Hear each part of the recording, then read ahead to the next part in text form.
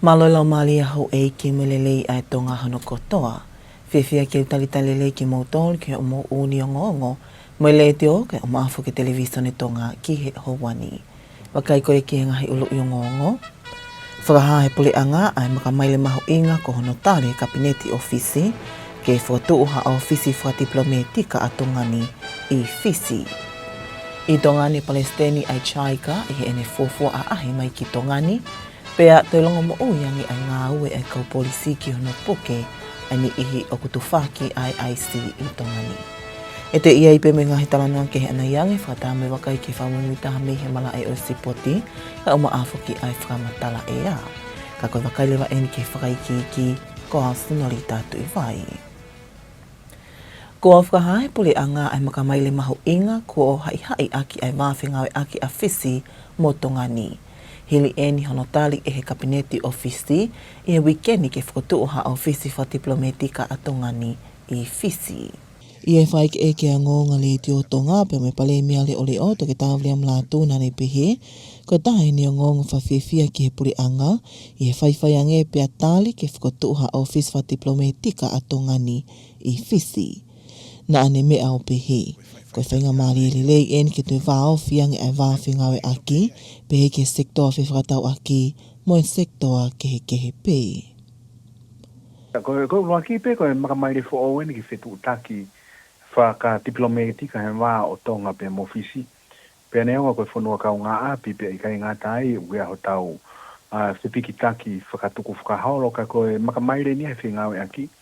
Oku whakawhiawhia e nea usia kia. Oku uruaki pe ia, oku mahino pe ia ke pure anga ui he malu o e potungau e ke ngai whakadiplomatika e nea whio pe koe potungau ki muri ai ngahi whingau e aki ko e ni kana e ai pe hono ai whakotu o atu ki Fiji ai kore ke ui ngā ki whakotu o ha wā whingau e aki pe koha ofisi whakadiplomatika o Tonga i Fiji. Pea hange pe koia kutau ilo i ko e stuanga mai fuke pure anga Fiji e nau press release o whakaha mai o ktani lele he nau kabineti ke whakotu ai wā whakadiplomatika ko ni pe ko misiona pe ko office whakadiplomatika o Tonga i Fiji. Ai ko anga mahi ni pe fokia o hange ko ngai misiona muri ko i Tongani. O koe hano ngai tau mua o hange pe koia ko o mai ko e Fiji ke whakamalohi e wā whingawe ake a ngawhonua. Kai tau te whito ki he ngahi kaweinga whaka-regional pe ko whakamahenga whanua i he whikaukau aki. O kai ke lau ki ai whakatau aki pia moe whiunu aki e kau ngāwe pia pehe ke ngāwe whakakonsela. Lolo Tonga nina te mea toki tā Latu whamala ala ke lelei e ta imalia i a Tongani e whakatua e office whatiplomatika ko e ni i Fiji. Kono whakotu kone o misiona pe koe maa whingawe aki koe ni o toko ni lahi ia ki he whakatau aki pia tene whakafou mai i he ngahi hala whanonga ko ia ha whainga magatu unga pe koe platform ke lava ki whakalakalaka i ki mua ha koloa te taulawa o hua te tau tolu mi Tongani ki Fiji. Pe gai ngā tai e ta whaaki koe o investment ni ta wako lahi ngai whanua Pasifiki mi Fiji. O lo tonga whaifuke ngā au he tainimi ai potunga au e whiwhakatawa ki mo langa whakalakalaka whakaekonomika. Ai koe konga ia i mau palani aho te au. I mahanga review e ngahi tu uni mo ngahi lao pe ko ngahi policy ai whanua whikau aki mo investment ni. Ko hae whaunga e lama o atreki mai aki mo whakai ai haka o investor ke nao mai ki Tongani. Ka koe talanoa koe vā whakadiplomatika ko ni e toi toko ni lahi. Ki o mai whaunga koe a Fiji ki he nau policy, ki he nau foreign investment. Aia o kukuhinga i koe e makihe koe tai mo a Fiji e he taki mamata lahi e kau investor muri puke kau business. O kuna ma investi i Fiji i he langa haotere i he tawhaaki whakateknolosia, i he energy. Pea o kukau e platform koe ni pe koe halafononga pe koe office for over koe ni i he toko ni lahi. I pea ki he wā koe ni o lango whanua e ta wha koe o no whinga ki whakai ai kau investor pe koe kai business ki nga maa business i Tongani. Ke tau sio ke hala whanonga whua Fiji pe tawako miai pe na toko ni me. O kumahino ko o sitali ke whakotuha office wa diplomatika I Fiji, ai a koe ngawe hoko pe ki ai koe ngawe te puri anga Tonga, ki ono alea I ai office ke whakotuu pe he ke whili ha talawhikaulahi a Tonga ke Fiji. Koe kotoa whakamole ki hono langa e ofisi o kumahino e fuaia I he puri anga, ka I hono whili o I talawhikaulahi a Tonga ni ki Fiji, o I he malumalu ai ne awhio, I he potu ngawe ai ngahi ngawe wha diplomatika o ene awhio. O kulolotonga a ahi mai ki Tongane Palestini o I waangawe tokoni a Siapani pe koe JICA ai ako toketa a ki hiko tanaka. Whataha me timi me he ului ofisi o JICA ai ako fofua a ahi mai ia ha Palestini o JICA ki Tongani. Ia whakaiki eke makehe a o ngonga le te o Tonga mo toketa a ki hiko tanaka ane awhi. Nā ne whakahai a ene whiewhia ke au tonu mai ki Tongani o wakai ke wāwhengau a ki a Siapani mo Tongani, tau te whito eni I he mahino ko laka I he tau e nimango fulu a whengau a ki wāofi a JICA mo Tongani. Pehe e toke tā a ki hiko, ko e ahi mai ko eni, ko whainga maali e ke whakahoko ha whakaibia o e wāwhengau a ki a Tongani mo JICA. Tau te whito ki he lahi koia e ngahi ka weenga ngā ue, o ku tau whengau e aki ai, makatuunga pe I he lahi e ngahi mea o ku tatau ai a Siapani mo Tongani. Hange ko whianga ngai me ngahi whatamaki whaka e natula, mo tau ka wei o e tauhi o e ātakai. Lolo tonga a I hene e Palestine JICA, o kone whakahoko ai e ngahi whakataha mo e Palemia, mo e Kapineti, me ngahi hoa ngā ue kehe kehe, ka pehe ki a ahi ki ngai polokalama ngā ue na toko nia e he JICA ke wakai tonu ki o la lelei ko ia o wāwhingau aki a JICA mo Tongani.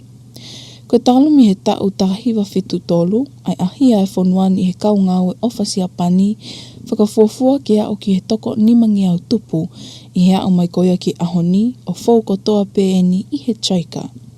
Ia lolotonga ni, koe kau ngāwe ofa Siapani e toko tā whitu o ngā lolotonga whakahoko, whatongia I Tongani I he ngahi ta whaaki kehe pe o e whanua.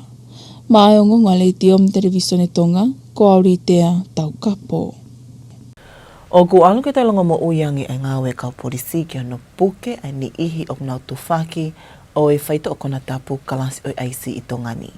I hangongo tuku mai potunga e polisi ne te puke ai hangomata apule e toko ua mei whatai ta utolongo fulu mā taha pea mo mapelu mo e lau ta utolongo fulu mā walu.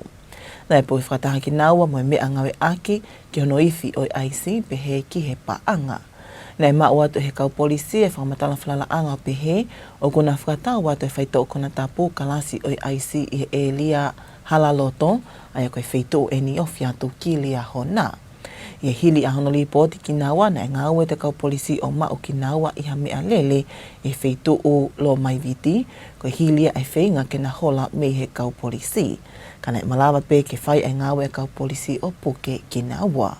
Kai ke he koe I whakakato ai ngai whakalau ki hongo whakailoa, pa o ke he kohokatu pe ai ngā ue whatatola kau polisi ki heni ihi o kuna whakatau tu whaki mo ngā ue aki ai whaito o Tongatapu kalasi o aisi I Tongani. Uni o ngongo whalatu whanua pia ki Houani te awakaile maheni ke whamumuitaha me he malai o Stipoti o kahili eni pia mo pia olie.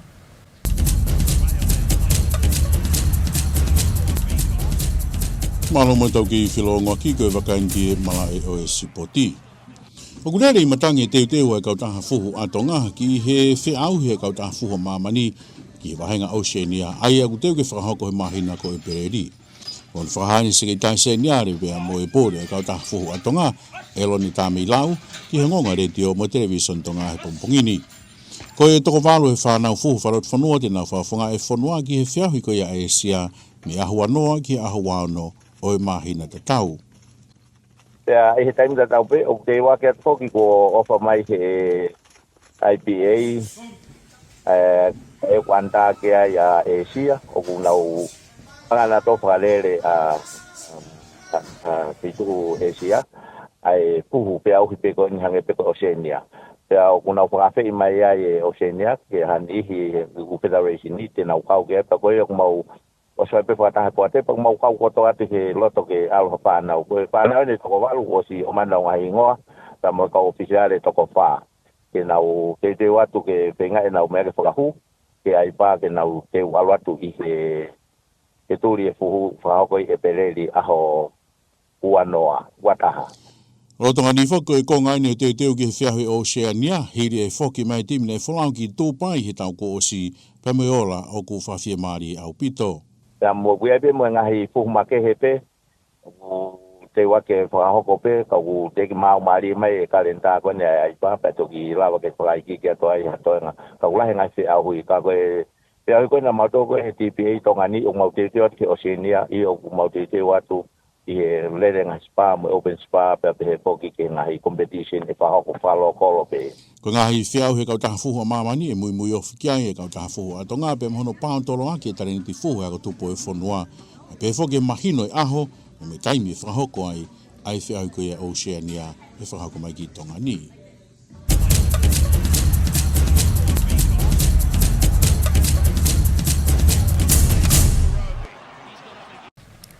Ko pia o lie me whamumita me himla e o sipoti, te tawakai le mahen ke tuunga o ea, tuku mai me senta whamantala ea tonga I whamotu, pea mo pe te lo taulaki. Tei le moto ke whahako te tau whamatala ea ko ia ki he whakasinga ko ia e wike. Koe tau whaiwhanonga atu ko ni te tau whaiwhanonga atu moha uha tu moto ki he kongalahe ni he tonga. Pea e malawa ke iai moha mana. Ka ia taim ta tau pe, iai pe ngahi whitu ni te tau mamata ki he fofonga la a ki he kongalahe pe o tonga. Mo kei hoko atu ai hako ki he whakatonga ko ia o otu tonga. Tau te whito ki tere ki tonga kau maa a tere ki toke lau.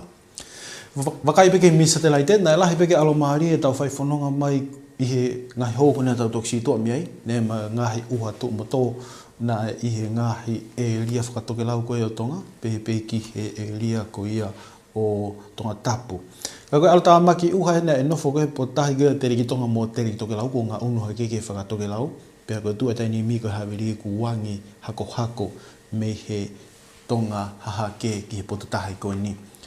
Peo kei hoko tai pe whakatokanga koe ni ke potahi au tere ki tonga kau maa a tere ki toke lau. Whakatokanga hako mo whare tokanga ki he ngahi wakai ki. Aho ni makoen ka hoko mai, tau whaiwhanonga koe ni kei toka pe alo maki uha koe ni ki he whakatonga koe ia o e otu tonga.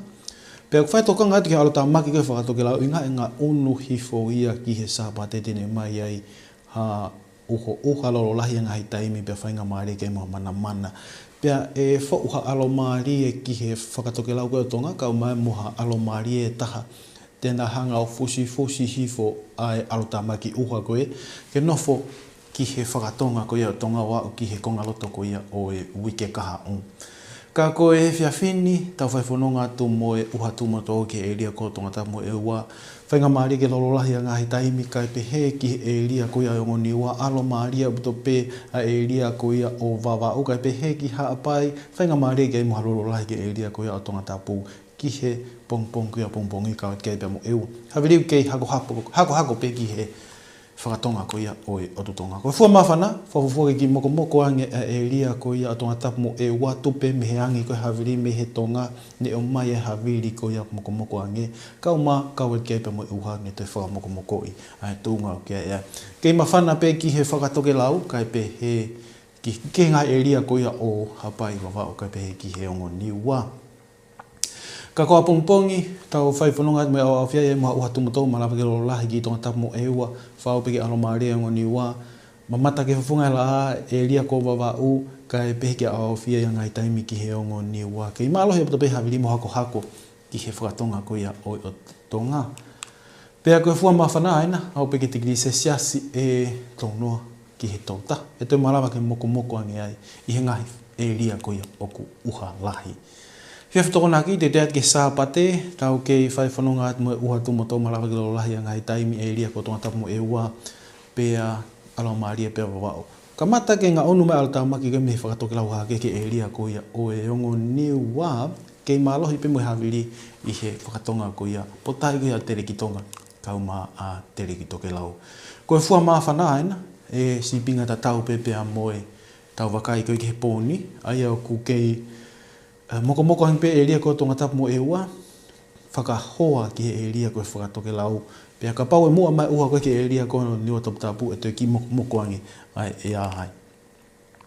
Pea koe aho sāpate, koe aho uha e ke he ongo niwa, kai pehe ki wawa o ki hawa fia ka mata alo maari ki wawa o ka koia o ki hawa fia ho ata fia e whakau ke o fia o uha lolola ia ngahi taimi tau whaifono ngā tu koia kai pehe ke elia ko Tongatapu whenga maari ke mo whangi uha tu mato maa ai lololahi ia ngahi whei tu upe eni i ko e maorunga taha ena e au ke ngahi matai whika koe na o ko tui au koe ngoni ua e nofo holopeti ki se siasi e ua balo ua fitu tupu pe ia me he uha ka koe mama mai koe fufunga koe langi e ma toi ma whana nge au ki ngahi matai whika koe ni tau noa tolu taha koe taimi koe tahi tau maria tahi i he poni i he toi kuata koe ki hongo furu maha toka ia ahingi i he wha hopo ae la a te ua fitu koe ki he fitu pongpongi to e mahina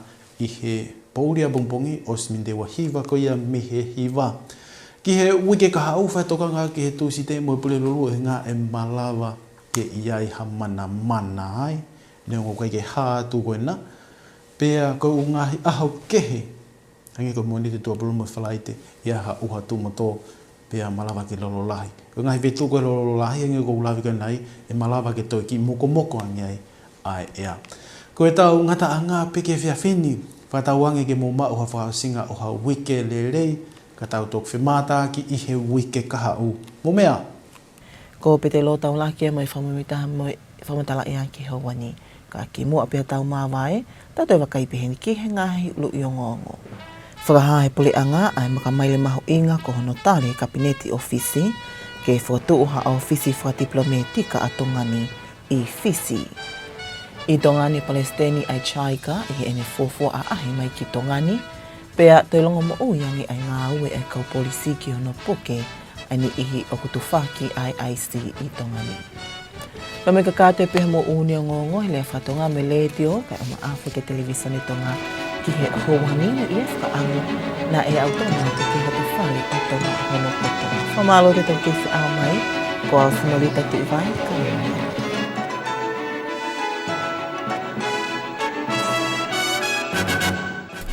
Good evening and welcome to your English news package with radio and television Tonga news for tonight. Making headlines: new Tongan diplomatic mission to be opened in Suva, Fiji. JICA President Dr. Akihiko Tanaka is visiting Tonga this week, and police arrest 2 men for distributing methamphetamine. We'll have these and more stories coming up later on in this bulletin, as well as the latest in sports and the weather update to wrap up this hour's news package. Now for the news in detail, I am Popoha Aho. The government has announced an important milestone in strengthening relations between Fiji and Tonga following the Fiji Cabinet's approval this week to establish a Tongan diplomatic office in Fiji. Senolita Tuivai tells you more. Speaking to Radio Tonga News, the acting Prime Minister Dr. Latu said this is a milestone for the government, as approval has finally been granted to set up a Tongan diplomatic mission in this neighboring country. He said this presents a good opportunity to further strengthen cooperation, particularly in the trade sector and other sectors as well. Dr. Latu also explained that there are several benefits that Tonga will enjoy from establishing this diplomatic office in Fiji, particularly for the hundreds of Tongan students studying in Fiji each year. A mission in Suva would also help improve consular services for Tongan residing, working or traveling in Fiji, including visa facilitation, passport services and assistance in emergencies. Leaders from both countries have recently emphasized shared interests in trade, regional cooperation and climate action.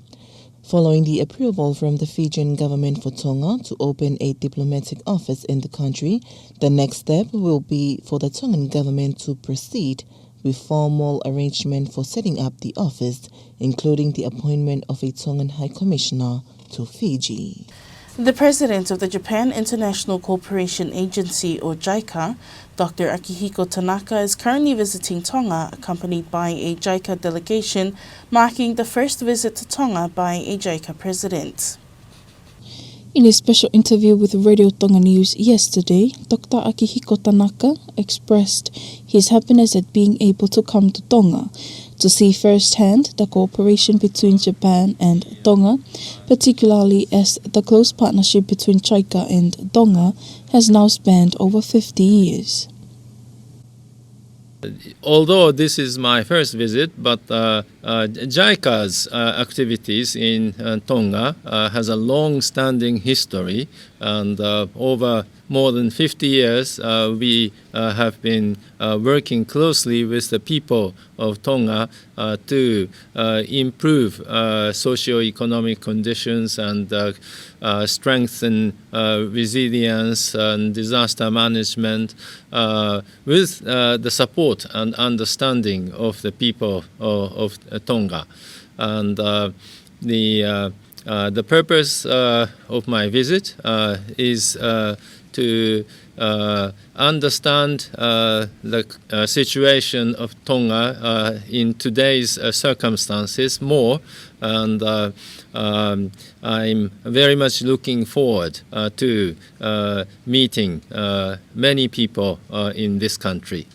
Dr. Akihiko said that this visit provides an opportunity to further strengthen the cooperation between Tonga and JICA, especially given the wide range of development areas in which they are working together.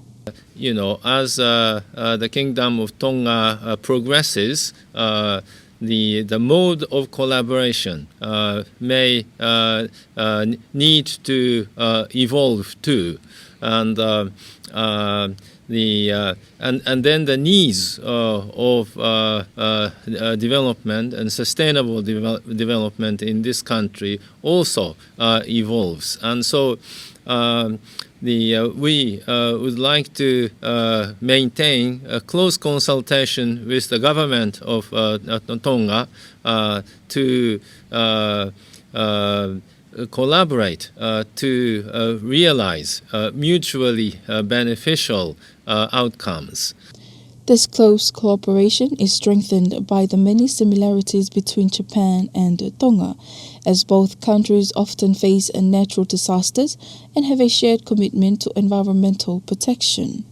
I believe Tonga and Japan share similar challenges such as natural disasters, and sharing knowledge, two of our countries will benefit each other. And so this type of mutually beneficial relations is the way that I believe the two countries should pursue in the coming years. Since 1973, approximately more than 500 Japanese volunteers have served in Tonga through JICA. Currently, 17th Japanese volunteers are serving in Tonga across various sectors of the country. The people of Japan have been benefited very much by sending volunteers to our partner countries, and many volunteers have been received very well in Tongan society, and they gained their experiences while their work also, I believe, benefits the people of Tonga. And so this type of human-to-human relationship has been and is going to be the basis of a friendship between the two countries. While in Tonga, the JICA president will meet with the Prime Minister and Cabinet, as well as various development partners. He will also visit JICA-supported project to directly observe the positive outcomes of the cooperation between JICA and Tonga. Reporting for Radio and Television Tongan News, I'm Litea Taukapo. Tonga police have this week arrested two men for the distribution of methamphetamine. According to a statement from police, these two men are a 38-year-old from Mapelo and a 31-year-old from Fatai. Police had received reliable information that the pair were selling the Class A drug methamphetamine at the Halaloto area, which is near Liahona. After the report was made, police carried out an operation and located them in a vehicle in the Lomaiviti area. They attempted to flee from police, but officers were able to successfully apprehend the pair. Legal proceedings against the two accused are currently ongoing. That was the latest from the local scene. Up next, we'll join Bia Olie for the sports news after this break.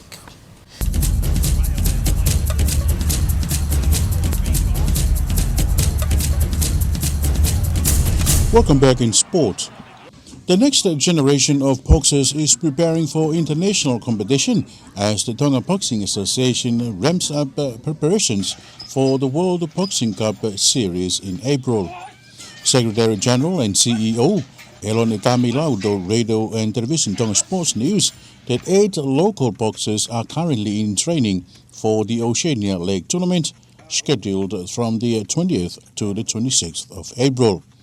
The squad is trained under coach Peter Kenke as part of ongoing collaboration with the International Boxing Association to strengthen regional talent development.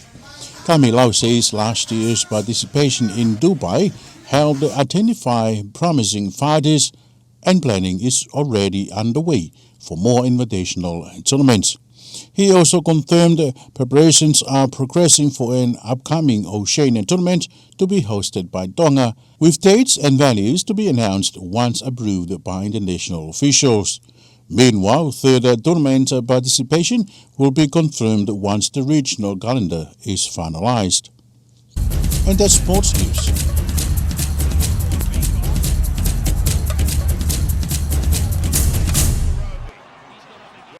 That was your sports news with Bia Olie. And now taking a look at the latest weather update from the Formal Weather Forecasting Centre, presented by Petelo Taulaki. This is your weekend weather update, and I know most of you are searching for a change of weather since we are still facing hot, humid and warm air temperatures. There's a chance for that to happen because this weekend is going to be hefty downpour for many places. It will come along with potentials of thunderstorms, and these places of heavy showers could face off cooling of temperatures. Further to the south, rain and thunderstorms are moving away, leaving them with strong winds, particularly over Te Reki Tonga and Te Reki Tokelau. Across the area of responsibilities, there were some popping up clouds there across Wava'o to the US, with mist and heat showers experienced. Further to the south, these spells of clouds here move towards to the north, leaving with strong southeasterly winds over Te Reki Tonga and Te Reki Tokelau. And therefore, we still remain these warnings here, strong wind warning and smoke advisory for Te Reki Tonga and Te Reki Tokelau once again. Viewing from space for the next upcoming 5 days, these spells of rain drizzle there towards to the south will be remaining there, but we are drawing our eyes, keeping our attention into that the spells of disruption towards to the north will be etching in, causing some issues there. There's a ridge of high pressure will be building towards to the north, and this high pressure towards to the south that will be squeezing these spells of rain there and pulling to the south of Tonga by mid next week. But for this evening, it's going to be showers and drizzles, potentials of hefty downpour over Tongatapu and Ewa. Some mist and heat showers further to the north, to the newest. Stays clears further to the central. Some brighter stars there, particularly over Wava'o and Hawaii. Still getting blustery towards to the south and waters once again in terms of winds. Winds there will still rise up to 25 knots at times. Our lowest temperatures will be around 22, a bit cooler to the south due to some hefty downpour and even the winds from the south in particular, but further to the center to the north, things are still uncomfortable there, still quite warm. For Saturday, a continuity of some chances of hefty downpour, some drizzle. Things will start to clear off further to the north. Very strong sunshine, particularly over Wau, some partly cloudy further to the newest. Still getting blustery towards the southern waters once again of Tonga. And our highest temperatures will be around these significant figures, 30, 31. Any places of hefty downpour could cool off the temperatures, particularly over Tongatapu and Ewa. And for Saturday until Sunday morning, once again, you can see here the continuations of drizzle, some hefty downpour, chances of hefty downpour towards over Tongatapu and Ewa. Some disruption is starting to meandering in from the northeast across to the newest, by Sunday morning. And our lowest temperatures a bit similar to what we are going for tonight, so still quite cooler to the south compared to the central and to the northern. Once again, those hefty downpour could cool off the temperatures or the warm temperatures.